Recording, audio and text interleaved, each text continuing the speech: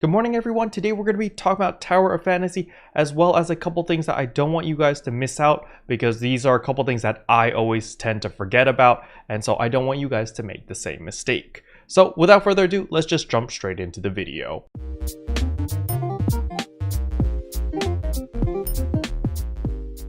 So the very first thing I want to talk about is suppressors. This is something that a lot of people forget about, myself included, and when you're progressing through the story, you will get this material over here called the Potent Omnium Crystals, and you will be able to use them in order to unlock your suppressor, which will actually give you a significant amount of stats. So it's very important to work through all of these suppressors, especially if you're struggling through the game, because each level gives quite a significant amount of HP, which will definitely make your life a lot easier when you're exploring the open world. The next reminder is the 2 sword icon at the top right corner. This is basically like your adventure journal. You have your weeklies over here, you have your recommended tasks, then you have your stamina based tasks as well as some challenges. So the weeklies are very straightforward. As you're playing through the game, you will complete all of your weeklies. As for the recommended tab, this is your dailies. I highly recommend that you actually work through all of your dailies over here. As you can see, I have not done all of my daily bounties. So sign in, Mia's Kitchen, daily bounties. These are pretty much your #1 priorities to do every single day. And then the runes, if you haven't unlocked all the runes yet, that is what you want to work on next. And when you're done with all of that, then world exploration is all that's left to do. Now, Tower of Fantasy is a gacha game, which means of course we do have a stamina system. So stamina does regen. It regens really slow. Actually, it's actually slower than Genshin, so you do want to use it. On the Chinese servers, this cap was actually 360 stamina. Unfortunately, on the global side, it's only 180 at the moment. I'm sure they'll raise it eventually, but you just want to make sure that you do burn your stamina on whatever activities that you want. As you can see here, I'm too low level to do any of these 3 over here, but you probably will be doing the dimensional trials as well as the beacons over here in order to get any upgrade materials that you need for your weapons and later down the line your armors. Then the challenge mode over here, you just have training in order to get some materials over here, and then there is the PvP stuff, and eventually we're going to unlock some other modes over here which you can do for fun as well. The next thing I want to talk about are your weapons. So you can equip a total of 3 different weapons at any given time, and then you can switch between them while you're in combat. So there are 2 stats that you need to pay attention to, and that is shatter as well as charge. So shatter means how easily it is to break a shield. You're going to meet a lot of boss enemies or a lot of elite mobs out there that have a shield. So you want to make sure that you do have a weapon with an S rank shatter, which means that they are super effective against shields so that you can break those shields in order to deal more damage. However, after you break the enemy shield with the shatter, you also want an S rank charge weapon. Unfortunately, I don't have an S rank charge weapon because I have not gacha'd yet, but we will do that later in the video. But basically, you want an S rank shatter as well as an S rank charge. So what does charge do? It's basically your special ability. Each weapon has its own special move, and if you have an S rank charge, it simply charges that ability faster so that you're able to use those special abilities. However, our weapons don't end there. There is something called the weapon resonance effect. So you can see here, if I have 2 DPS type weapons, I can increase the final damage by 10%. If I've got defense type weapons, I take less damage. If I have 2 healing weapons, I heal 100% more HP, and if I have a balanced build, well, that'll increase my final damage and damage reduction by 5%, as well as shatter and healing effect by 20%. So it really depends on your personal playstyle. If you're more of an attack type, if you're a support type, or if you're a tank, really up to you. But with all of that out of the way, let us talk about the gacha system. So when you go over here to the special orders, you're going to notice that we have a regular gacha called the Weapon Galore, but if you click on the black nucleus over here, you have a separate page of gacha.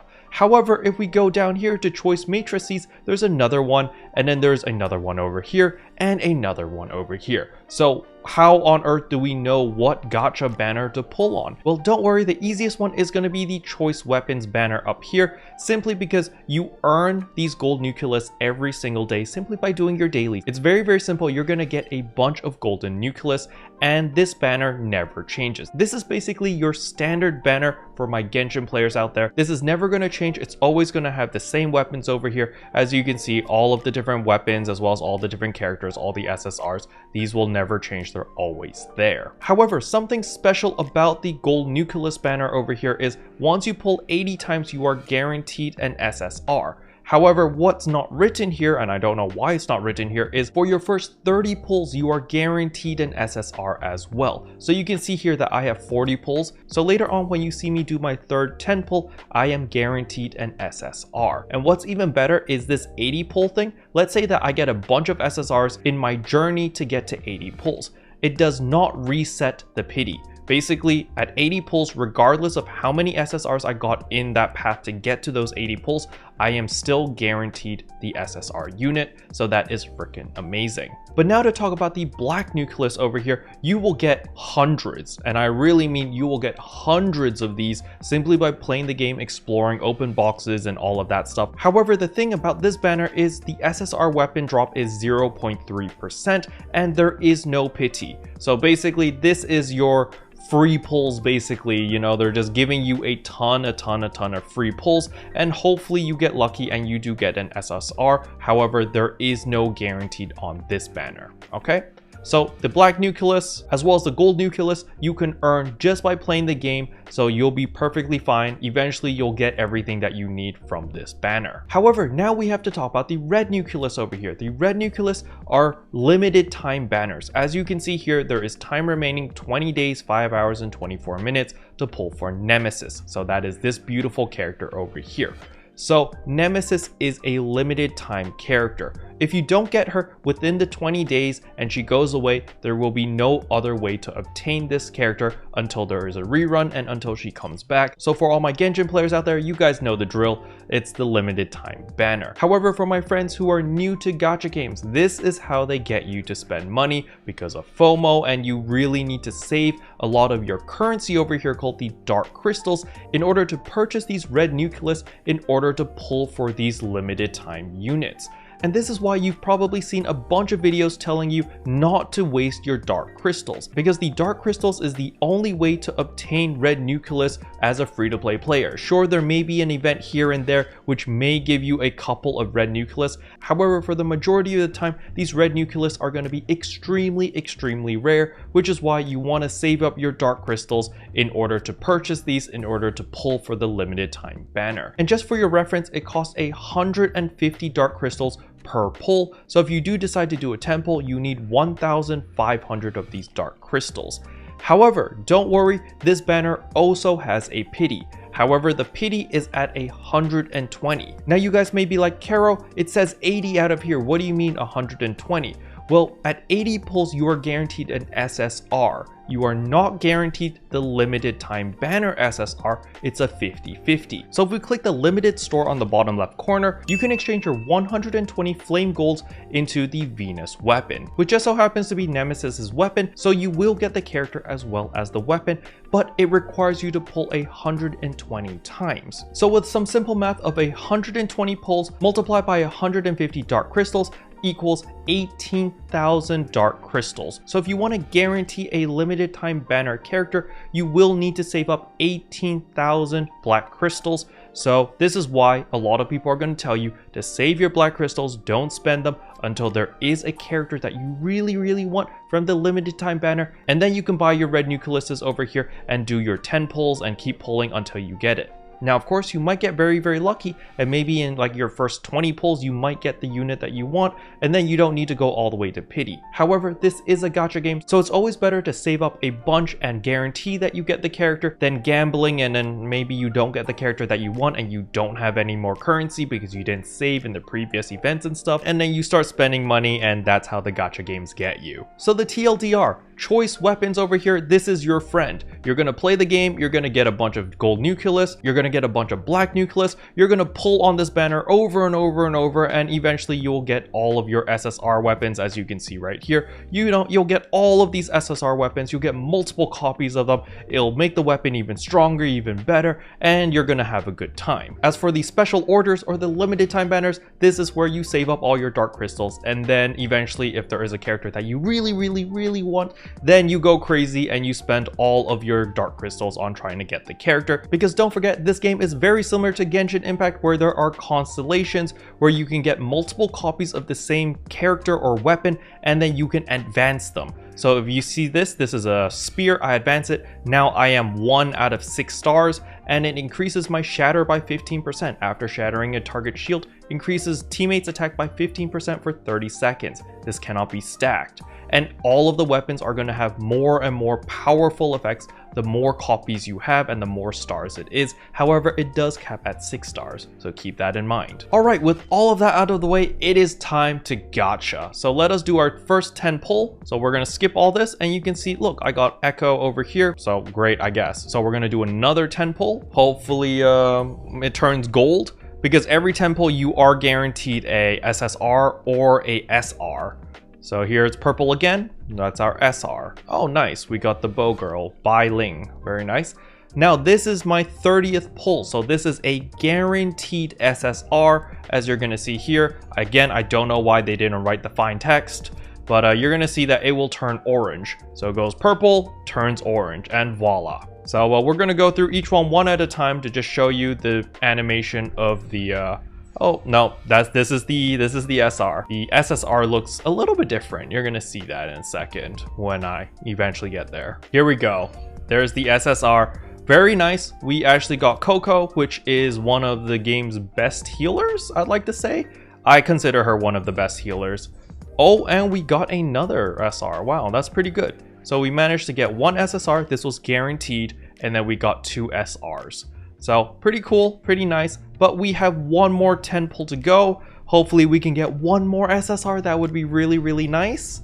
Come on, game. Please be nice. Come on, purple, gold. Nah, they're just gonna skip, whatever. And we got the gun, the cannon girl. So now you can see that my progression is now 41 pulls out of 80. So even though I did get an SSR already, when I do 39 more pulls, I will be guaranteed another SSR. Okay, but now to do the black nuclei, which have absolutely no protection, so we could get absolutely nothing from these 46 pulls. So we're just gonna skip because I don't think we're gonna get anything good.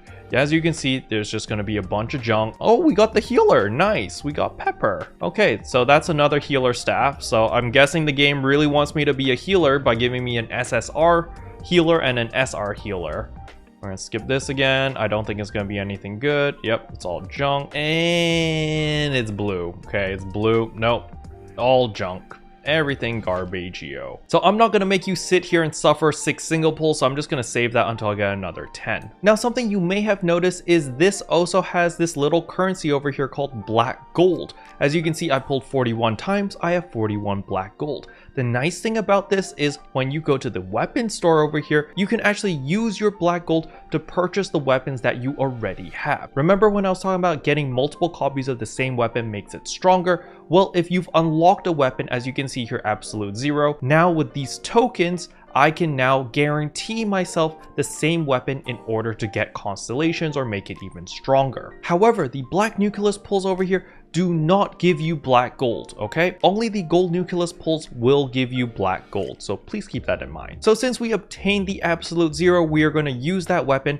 and the first thing I want to do is, of course, I want to upgrade it. So upgrading is very simple. You're literally just going to be pressing enhance, augment, and then you're going to enhance it again, and then you're going to augment it again, and then you're going to enhance it again, and boom, you're done. It's level 40 now. However, as you can see here, advancement, if I do get another copy of this absolute 0, I will gain this new passive. After dodging, summon a healing bee that follows a user and heals the ally with the lowest percentage of HP within 15 meters, heals for 25% of my attack, and restores 50 weapon charge point each time and lasts for 25 seconds. So, you know, I kind of want multiple copies of this because of all these new passives, which are really, really cool. It also gives me like almost 2000 HP, so that's pretty cool. I do want that. But it doesn't end there. There is this Simulacra, or whatever you call it, and you can actually cosplay as the character. When you activate it, now when I go into the open world, boom, I'm now that character. However, there is more than just the cosmetic look of having the character's skin while running around.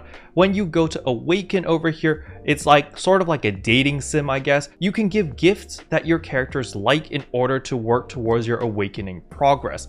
Now it says right here that this character likes toys, decorations, as well as rare items. So as you're traveling around the world, there are like gift shops and there's other ways to obtain a bunch of gifts. You're going to obtain them and they will have different tags underneath them. And if it has toys, decoration, or rare items, then maybe you can give it to Coco because she likes that. And by earning awakening points, you actually unlock new skills and new passes when you use that specific skin. So for example, at 1200 points over here, trait, you get Coco Assistance. When Coco uses a support weapon, increased healing effects she inflicts on others and receives by 20%. So that is a huge buff. However, it does require you to use her skin when you're running around in the open world in order to gain this benefit or this trait. However, it gets significantly stronger when you get 4000 points over here. When Coco uses a support weapon, increases healing and healing received by 20%, and when Coco uses a support type weapon's discharge skill or weapon skill, increases nearby allies attack by 15% for 5 seconds.